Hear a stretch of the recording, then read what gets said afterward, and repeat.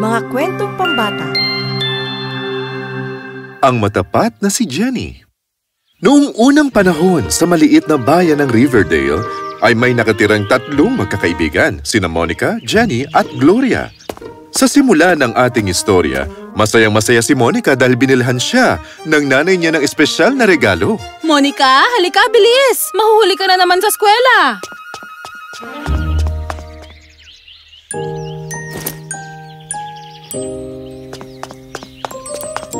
Kala ko gusto mong ipakita yan sa mga kaibigan mo sa bus.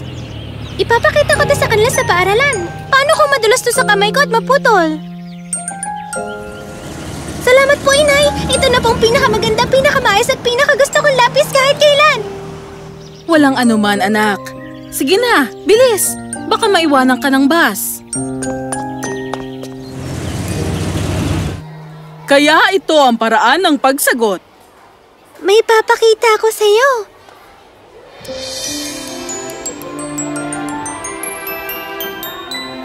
Wow! Lapis ba yan o manika? Yan ang lapis na manika ko. O manikang lapis. Di pa ako nakakakita ng ganyang lapis. Sana meron din ako niyan. Huwag mong hawakan. Baka maputol. Hindi mababasag ang lapis kapag hahawakan mo lang. Paano kung maputol? Anong nangyayari dyan? Monica? Pasensya na po. Pwede na kayong maglaro sa labas. Lumabas na kayong lahat. Pero bumalik kayo rito pag oras na ng aralin sa English, okay? Halika na, Monica! Laro tayo ng hulihan! Ayoko! Kailangan kong manatili sa klase para bantayan to. Ano ba naman yan? Laro na tayo! Pag di ka sumama, kukunin ko yung lapis mo at babaliin ko! Gloria! Huwag mo sabihin yung mga pangit na salitang yan!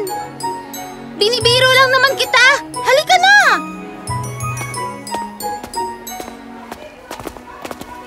Nakalimutan ko ang aking mga salamin sa klase.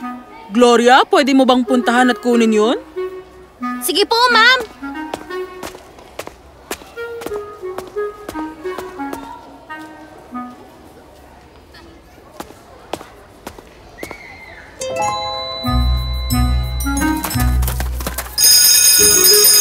Nasaan ang lapis ko?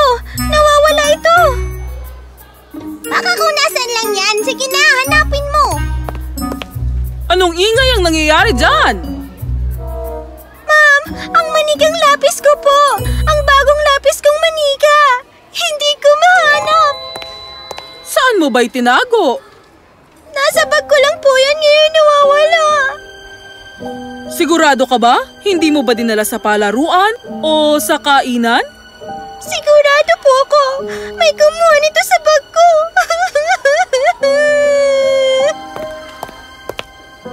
Monica, bago ka mambintang na may nang-umit na katulad nito, hanapin mo munang mabuti ang lapis mo. Sasamahan ko po siya, ma'am. Tingnan niyo po muna sa bag ni Gloria, ma'am. Nakita ko po siyang hinahanap yung lapis ni Monica nang bumalik siya sa klase para sa salamin niyo. Anong ibig mong sabihin? Tingnan niyo, wala sa akin yun. Paano ka nakakapagbintang sa iba na katulad niyan, Monica? Hinanap nila ito kahit saan, ngunit ang lapis ay hindi nila makita-kita. Nanakaw po ang lapis ko, ma'am. Alam mo, sigurado ako na nawala lang ito, Monica. Kung sino man ang nakakita ng lapis, pakisoli na.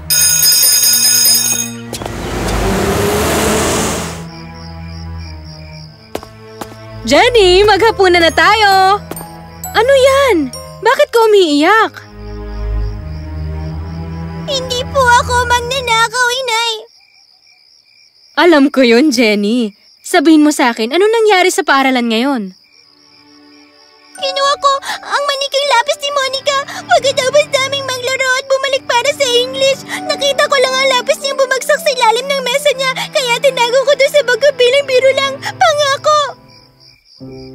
Kung ganun, ibalik mo na lang to sa kanya. Hindi ko kaya.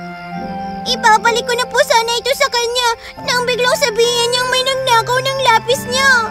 Sinabi pa nga nila na ninakaw ito ni Gloria. Natakot po ako, Inay. Sino maniniwala sa akin pag sinabi kong tinago ko yun para biruin siya? Iisipin nilang ninakaw ko po yun. Hindi ang iisipin ng ibang mahalaga, Jenny. Sige, gusto mo bang malungkot ang matalik mong kaibigan? Hindi po! Pero ano pong gagawin ko ngayon, Nay? Pumunta ka sa paaralan bukas at sabihin sa lahat ng ginawa mo. Humingi ka ng paumanhin at isoli mo ang lapis. Pag ginawa ko po yun, tatawagin nila akong magnanakaw. Di na ako kakausapin ni Monica at Gloria kahit kailan. Yun ay isang bagay na kailangan mong gawin. Gusto mo bang gawin ang tama o hindi? Napakaraming kapangyarihan ng katotohanan. Kapag sinabi mo ang totoo, kahit ang iba ay maggalit sa'yo ng matagal, darating din ang oras na gugustuhin ka nila ulit. Natatakot po ako, Inay. Pakiusap, samahan niyo po ako bukas. Hindi. Kapag sinamahan kita, hindi mo matututunan ang kahalagahan ng lakas ng loob. Kailangan mong gawin ito ng mag-isa ka lang. Mwah! Mahal kita, Jenny. At nasa panig mo ako, okay? Okay.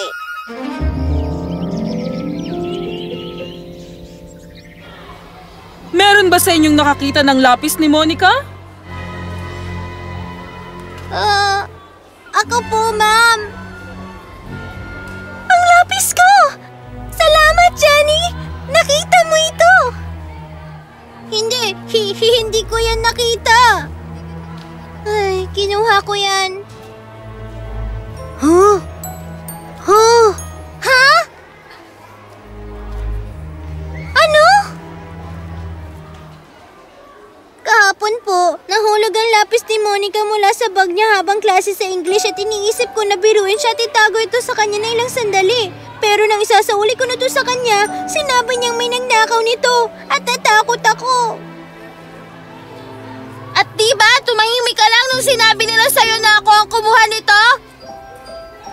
Pasensya ka na, Gloria. Sorry talaga. Ipinakita mo ang bag mo at naniwala ang lahat sa'yo pero natakot ako. Paano kung may tumingin sa bag ko at nakita yung lapis? Pasensya ka na talaga, Gloria. Jenny, hindi na kita kakausapin kahit kailan. Si Jenny ay magnanakaw. Tama na! Tumahimik kayo! Hindi nyo ba naisip na pwedeng hindi na naisauli ni Jenny ang lapis? Pero ginawa pa rin niya. Maaari siyang magsinungaling at sabihin sa ating nakita niya ito kung saan, di ba? Ayos lang na ituro ang pagkakamali ng iba ngunit nangangailangan ng lakas ng loob na aminin ang sariling pagkakamali. At ganun ang ginawa ni Jenny. Dapat ipagmalaki pa natin siya. Sabihin nyo, hindi ba mabuting bata at kaibigan si Jenny? Hindi ba masipag siyang mag-aral, mabait at talagang matulungin sa inyong mga kaklase niya? Opo, Ma'am. Talagang laging mabait sa lahat si Jenny. Palakaibigan at masipag. Opo, Ma'am. Si Jenny ay talagang mabait sa lahat. Mabait na, palakaibigan pa at masipag. At Monica, mahal mo ang lapis mo. Ngunit, di mo kailangang matakot ng ganyan kung ito'y nawala.